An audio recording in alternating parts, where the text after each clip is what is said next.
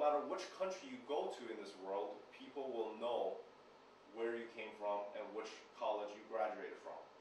Therefore, this recognition, this international recognition, will provide you with opportunities that, quite frankly, other colleges cannot provide you.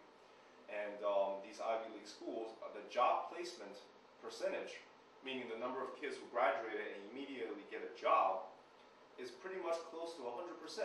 So that means that there is no way for you to not gain a very good position in a company upon graduation from these good universities.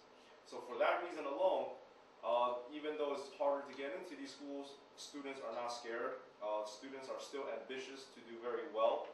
And even though a lot of students experience defeats, every single year there are still students who experience success. And this whole program and seminar is geared towards helping you achieve a higher success at these schools. Just to give a good idea of what these colleges are looking for. Number one, let's take Harvard University for example.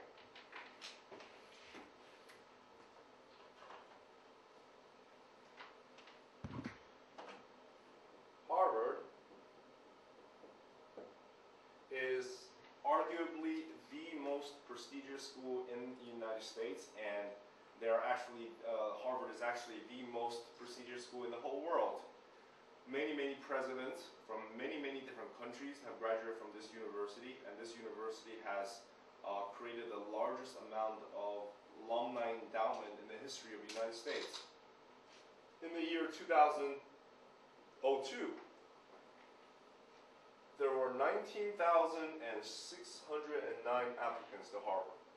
In the year 2007, there are now more than 23,000 applicants to Harvard University. This, again, it shows the increase in terms of schools' criteria and the school's acceptance rate, which is actually on the decrease. But please don't be misled by this image. You do not necessarily have to have a perfect SAT score to get into a school like Harvard.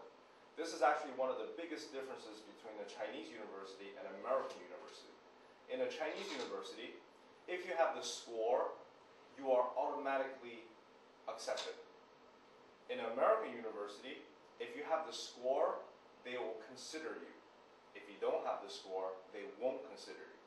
What you are considered on in terms of the basis of judgment for whether you are accepted or rejected, believe it or not, has actually very little to do with your SAT score and in many cases also your GPA.